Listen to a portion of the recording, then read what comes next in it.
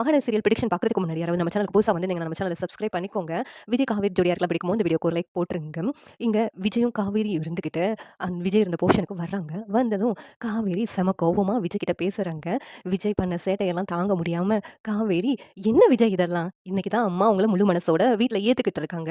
அதுக்குள்ள நீங்க இப்படி குடிச்சிட்டு ரகளையெல்லாம் பண்ணீங்கன்னா, அம்மா என்ன நெனைப்பாங்க உங்கள பத்தி?" அப்படின்னு சொல்லிட்டு காவேரி பொங்குறாங்க விஜய் மேல. உடனே விஜய் இருந்துகிட்டு, "அதெல்லாம் எங்க மாமியார் ஒண்ணும் நெனைக்க மாட்டாங்க. நீ தான் ஏதோ நெனச்சுக்கிட்டே என்கிட்ட பேசுற மாரி இருக்குது. அவங்க எனக்கு ஆம்லெட்லாம் போட்டு குடுத்துருக்காங்க. அப்படி இருக்கும்போது அவங்க என்ன நெனைக்க போறாங்க? அதெல்லாம் ஒண்ணும் தப்பாலாம் நெனைக்க மாட்டாங்க." அப்படின்னு சொல்லிட்டு விஜய் சொல்லிக்கிட்டு இருக்காங்க. உடனே காவேரி இருந்துட்டு, "நீங்க இப்படி குடிச்சிட்டு ரகளை பண்றது எனக்கு தான் ஒரு மாதிரி இருக்கு. நான் உங்கள பத்தி எவ்வளோ உயர்வா அம்மாகிட்ட சொல்லி வச்சிருந்தேன். நீங்க இப்படியெல்லாம் பண்ணீங்கன்னா, அம்மா பாருங்க என்ன நெனைப்பாங்க என்ன பத்தி?" அப்படின்னு சொல்லிட்டு காவேரி சொல்லிக்கிட்டு இருக்காங்க. உடனே விஜய் இருந்துட்டு, "அதெல்லாம் அத்தை ஒண்ணும் நெனைக்க மாட்டாங்க. நீ தான் ரொம்ப யோசிக்காத." அப்படின்னு சொல்லிட்டு சொல்றாங்க. விஜய் இருந்துகிட்டு, "எனக்கு ரொம்ப சந்தோஷமா இருக்கு காவேரி. அத எப்படி சொல்லன்னு எனக்கு தெரியல. ஏன்னா, இத்தன நாளா நீ எப்ப என் கூட வந்து சேர்ந்து வாழ்வன்னு எதிர்பார்த்துக்கிட்டு இருந்தேன். அந்த நாள் இன்னைக்கு தானே.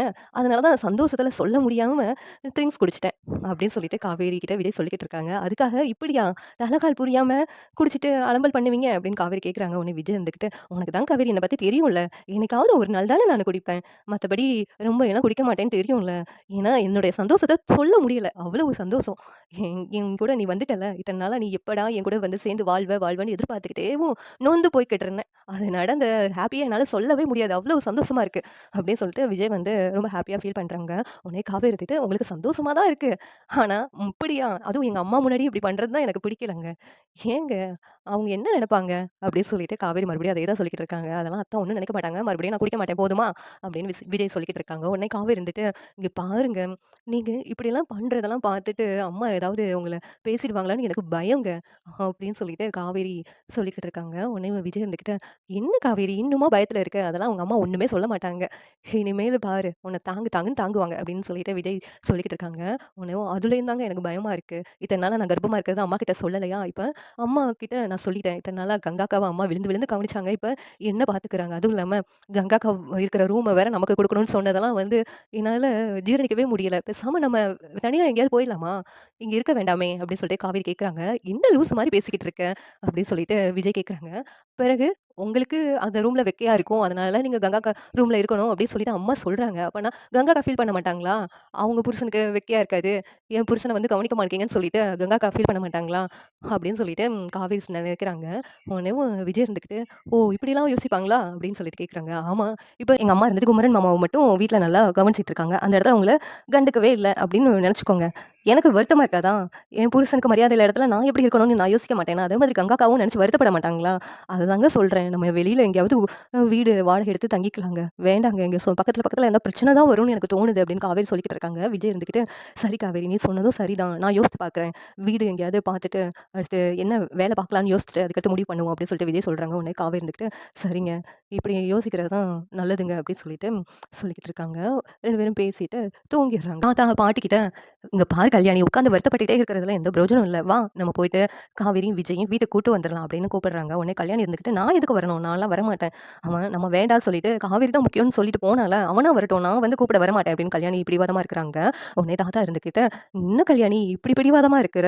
அதான் நம்ம வீட்டுக்கு வாரிசு வரப்போகுதுன்னு விஜய் சொன்னான்ல, காவேரி கர்ப்பமா இருக்கிறான்ட்டு. அப்படி இருந்தும் நீ மனசு மாறலையா?" அப்படின்னு சொல்லிட்டு தாத்தா கேட்குறாங்க. உடனே கல்யாணி பாட்டி இருந்துகிட்டு, "இல்ல, இல்ல எனக்கு மனசெல்லாம் மாறல. அப்படி அவ கர்ப்பமா இருக்கிறது தான் அவ குழந்தை பெத்து குடுத்துட்டு அவள சொல்லுங்க. அவ ஒண்ணும் இந்த வீட்டுக்கு வர வேண்டாம். அந்த வீட்டுக்கு வந்தாலே பிரச்சனை தான்.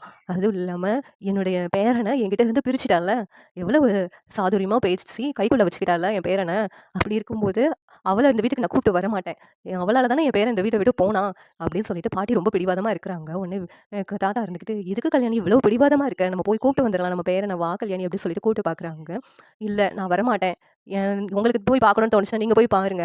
ஆனா, அவங்க 2 பேத்தையும் இந்த வீட்டுக்கு மட்டும் கூப்பிட்டு வந்துராதீங்க. அப்படி இந்த வீட்டுக்கு அந்த காவேரி வந்தான்னா, நான் இந்த வீட்ல இருக்க மாட்டேன். ஞாபகத்துல வச்சுட்டு போங்க." அப்படின்னு சொல்லிட்டு பாட்டி சொல்றாங்க. உடனே தாத்தா இருந்துகிட்டு, "சரி, நான் ஒண்ணும் அவங்கள கூப்பிட்டு வரல. நான் உன்கிட்ட தான் பேச போறேன். இங்க பாரு, ஒரு நாள் இல்லன்னா ஒரு நாள் நீயாவே மனசு மாறி காவேரி, விஜயும் ஏத்துக்குவ. அந்த நாள் கண்டிப்பா வரும். நான் இப்ப போய் பார்த்துட்டு வரேன்." அப்படின்னு சொல்லிட்டு தாத்தா கிளம்பி போறாங்க.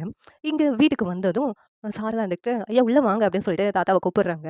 உடனேவும் "காவேரி எங்க?" அப்படின்னு சொல்லிட்டு காவேரி வர சொல்றாங்க. உடனேவும் விஜயும், காவேரியும் அந்த போர்ஷன்ல தூங்குறாங்க. "இப்ப வந்துருவாங்க" அப்படின்னு சொல்லிட்டு சாரதா சொல்றாங்க. உடனேவும் விஜய், காவேரியும் வந்து இங்க வர்றாங்க. வந்ததும் தாத்தா இருந்துகிட்டு விஜய பார்த்துட்டு கட்டிப்பிடிச்சு அழுகுறாங்க. உடனே "எதுக்குடா விஜய் எங்கள விட்டுட்டு அங்கருந்து வந்துட்ட? ஏன்டா இப்படிலாம் பண்ற?" அப்படின்னு சொல்லிட்டு தாத்தா ரொம்ப ஃபீல் பண்ணி அழுகுறாங்க. உடனேவும் "தாத்தா ஃபீல் பண்ணாதீங்க தாத்தா. எங்க இருந்தாலும் நான் சந்தோஷமா இருந்தா உங்களுக்கு பிடிக்கும்ல, நீங்களும் சந்தோஷப்படுவீங்களா? அப்புறம் எதுக்கு தாத்தா வருத்தப்படுறீங்க? இங்க நான் சந்தோஷமா தான் இருக்கிறேன். என்ன நினைச்சு நீங்க வருத்தப்படாதீங்க. பாட்டி வரலையா? நீங்க மட்டும் தான் வந்தீங்களா?" அப்படி சொல்லிட்டு விஜய் கேட்குறாங்க. "உங்க பாட்டி இன்னும் பிடிவாதமா தான் இருக்கிறா. அவ பிடிவாதம் எப்ப தான் விடப்போதோ தெரியல." அப்படின்னு சொல்லிட்டு தாத்தா வந்து வருத்தப்பட்டு சொல்றாங்க. உடனே காவேரி கிட்ட மன்னிப்பு கேட்குறாங்க. "மன்னிச்சிடுமா காவேரி, பாட்டி இப்படி பண்ணுவான்னு நான் கொஞ்சம் கூட யோசித்து பார்க்கல. அவ வந்து உன்கிட்ட மன்னிச்சிடுமா காவேரி" அப்படின்னு சொல்லிட்டு தாத்தா சொல்றாங்க. உடனே தாத்தா எதுக்கு தாத்தா என்கிட்டலாம் மன்னிப்பு கேட்குறீங்க?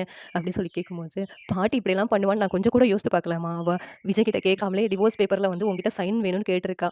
இப்படிலாம் உன்கிட்ட பண்ணியிருக்க கூடாது. சாரிம்மா" அப்படி சொல்லிட்டு தாத்தா மன்னிப்பு கேட்குறாங்க. "நீங்க எதுக்கு தாத்தா என்கிட்ட மன்னிப்பு கேட்குறீங்க? அப்படி ஒண்ணும் நான் தப்பாவே நினைக்கல. உங்களையும் பாட்டியும். பாட்டி நிலைமையில யார் இருந்தாலும் இத தான் யோசிச்சிருப்பாங்க. விஜய்க்கு என்னால தான் பிரச்சனை வரும்னு அவங்க யோசிச்சு தான் இப்படி ஒரு முடிவு எடுத்திருக்காங்க. இதுல நான் என்ன தாத்தா தப்பா நினைக்க வேண்டியது இருக்கு? நான் ஒண்ணும் தப்பாவே நினைக்கல தாத்தா" அப்படின்னு சொல்லிட்டு காவேரி சொல்றாங்க. "ஆனா உன்னுடைய மனச அவ புரிஞ்சுக்க தெரியலையேம்மா" அப்படின்னு சொல்லிட்டு தாத்தா ரொம்ப வருத்தப்படுறாங்க. அதுவும் இல்லாம, "நீங்க எதுக்கும்மா இந்த வீட்டுக்கு ஒரு கொள்ளு பேரன் வரப்போறாங்கிற உண்மைய ஏம்மா எங்ககிட்ட சொல்லாம மறைச்சீங்க? அதுவும் பாட்டிக்கிட்ட முதலே சொல்லியிருந்தா பாட்டி இப்படிலாம் முடிவு எடுத்திருக்க மாட்டால்ல" அப்படின்னு சொல்லிட்டு தாத்தா சொல்லிக்கிட்டு இருக்காங்க. உடனேவும் இல்ல தாத்தா அது சொல்ல முடியாத சிச்சுவேஷன் அமைஞ்சிருச்சு. அதனால தான் வேற வழி இல்லாம சொல்ல முடியல அப்படிங்கிறாங்க. உடனே சாரதா இருந்துகிட்டு, "இப்ப தான் ஐயா எங்களுக்கே தெரியும். அது தெரிஞ்சுட்டு என்னால இனிமேலும் அந்த பையனோட விட்டு பிரிச்சு வைக்க எனக்கு மனசு இல்லையா.